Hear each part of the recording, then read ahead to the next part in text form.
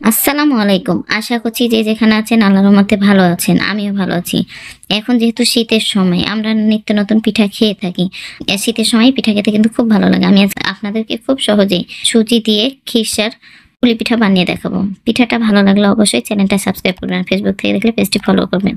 প্রথমে আমি খিরসা তৈরি করে নিচ্ছি। দিয়ে দিচ্ছি রাজশাহী মিষ্টি বাড়ি ঘি। আমি চুলাটাকে অন করে দিয়েছি, জালটা রেখেছি একেবারে লো টু মিডিয়াম হিটে। 2 চামচ ঘি দিয়ে দিলাম। ঘিটা যখন হালকা গরম হয়েছে দিয়ে দিচ্ছি পুষ্টি সুজি।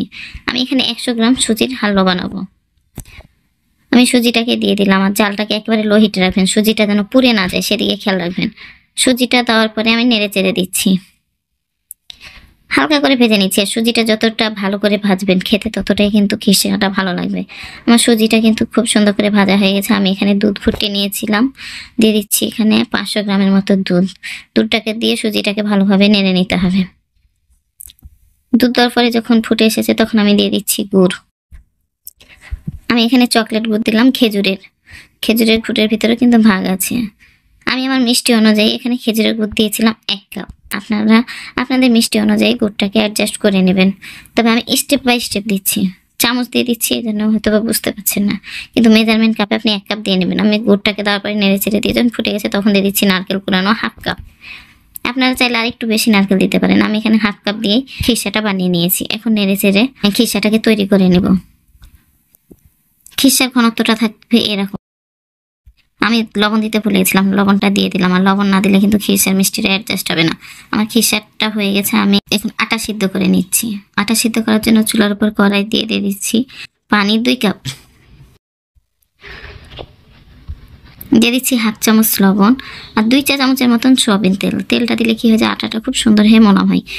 ঢাকনা দিয়ে ঢেকে দিয়েছিলাম। পানিটা ফুটে গেছে তখন ঢাকনা উঠে আমি দিয়ে দিচ্ছি চালের গুঁড়া 1 কাপ আর সাথে দিলাম ময়দা। এখানে আমি ময়দা দিয়েছি 2.5 কাপ। এখন ভালোভাবে আটাটাকে মাখিয়ে নিয়ে এখন ঢাকনা দিয়ে ঢেকে দিয়েছিলাম 10 মিনিটের জন্য। 10 মিনিট পর ঢাকনাটাকে উঠে আবারও আটাটাকে একটু নেড়ে নিলাম। নাড়ার পর একটা পাত্রে ঢেলে নিচ্ছি। ঠান্ডা হয়েছে তখন আটাটাকে আমি এখন রুটির মতো করে খামির তৈরি করে নিব। আটাটাকে ভালোভাবে মাখিয়ে নিয়েছি। মাখিয়ে নেওয়ার পরে এখন একটা রুটির শেপে বানিয়ে নিতে হবে। আমি রুটি করার জন্য এভাবে একটা রুটির আটা নিয়ে নিয়েছি। এভাবে হাত দিয়ে ঘুরিয়ে ঘুরিয়ে এরকম একটা গোল বানিয়ে নিয়েছি। এখন শুকনো আটা দিয়ে একটা রুটি বানিয়ে নিব। আর রুটিটা খুব একটা মোটাও থাকবে না পাতলাও থাকবে না।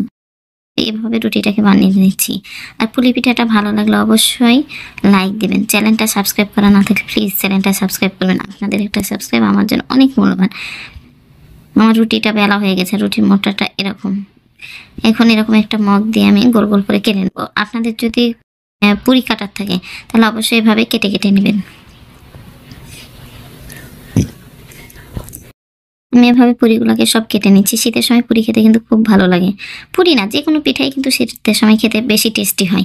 এজন্য আমরা শীতের সময় বেশি পিঠাটাই বানিয়ে থাকি। আমি এভাবে সব গোল গোল করে বানিয়ে নিয়ে উপরে খিরসা দিয়ে দিচ্ছি।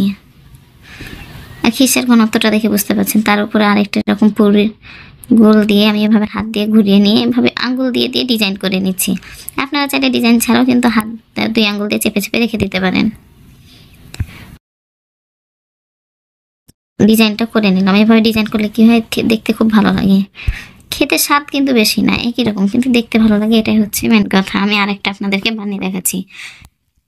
সেমভাবে খিরসাটাকে দিয়ে আমি উপর দিয়ে আরেকটা দিয়ে দিলাম। দিয়ে এভাবে আঙ্গুল দিয়ে চেপে চেপে সাইডটাকে চেপে দিচ্ছি যেন খিরসাগুলো বের না হয়। চেপে দেওয়ার পরে আঙ্গুল দিয়ে এভাবে ডিজাইন করে দিচ্ছি। আমার তৈরি হয়ে গেল আরেকটা। আমি এভাবে সব পিঠাগুলাকে বানিয়ে নেব। আমার সব পুলি পিঠাগুলা বানানো হয়ে গেছে। আমি এখন তেলে ভেজে দেখাচ্ছি। চুলার পর একটা প্যান নিয়েছি, দিয়ে দিচ্ছি সয়াবিন তেল। পর্যাপ্ত পরিমাণে একটু বেশি নেবেন। পুরিটা যদি একটু বেশি তেলে ভাজা যায় তাহলে খুব ভালো হয়, ক্রিপসি হয়। উপরটা ক্রিপসি হবে, ভিতরটা সফট থাকবে। আমি সব পুরিগুলোকে তেলের উপর দিয়ে দিলাম। আর অবশ্যই তেলটা খুব ভালোভাবে গরম করার পরে কিন্তু দেবেন, তাহলে আপনার পিঠাটা খেতে কিন্তু খুব ক্রিপসি হবে। এভাবে উল্টে দিলাম। যখন নিচ সাইডটা হালকা লাল হয়েছে তখন এভাবে উল্টে দিচ্ছি। এই পিঠার উপিট করে ভেজে নিতে হবে। আমার এক সাইডটা হয়ে গেছে। আমি আবারও উল্টে দিচ্ছি। আপনারা চাইলে কিন্তু এভাবে উল্টে খেয়ে নিতে পারেন। তবে আমি আরেকটু ব্রাউন কালার করে ভাজবো, বেশি ক্রিপসি হবে, খেতে কিন্তু খুব ভালো লাগে। আবারও এভাবে উল্টে ভেজে নিলাম। আমার ভাজা হয়ে গেছে। আমি একটা একটা করে সার্ভিং প্লেটে উঠিয়ে নিচ্ছি। আর এভাবে পুলি পিঠা বানিয়ে না 2-3 দিন বাইরে থাকলে খেতে পারা যায়। আর প্রিজার্ভ করে রাখলেও আপনারা কিন্তু ডিপ ফ্রিজে রেখে দিতে পারেন। আমি এভাবে সবগুলোকে ভেজে নিয়েছিলাম। আমি একটা ভেঙে দেখাচ্ছি ভিতরটা কতটা সুন্দর হয়েছে। খুব সুন্দর একটা পুলি পিঠা বানানো হয়ে গেছে। এটা হচ্ছে ফাইনাল লুক। আশা করছি সুজি খিসাবারা পুলি পিঠাটা ভালো লেগেছে। ভালো লাগলে অবশ্যই লাইক দিবেন, লাইক দিতে ভুলবেন না। যারা চ্যানেলটা সাবস্ক্রাইব করেছেন তাদেরকে তো অসংখ্য ধন্যবাদ। যারা চ্যানেলটা সাবস্ক্রাইব করেননি প্লিজ চ্যানেলটা সাবস্ক্রাইব করেন। আপনাদের একটা সাবস্ক্রাইব আমার জন্য অনেক মূল্যবান। আর অবশ্যই কমেন্ট করে জানাবেন পুলি পিঠাটা কেমন হয়েছে। আল্লাহ হাফেজ।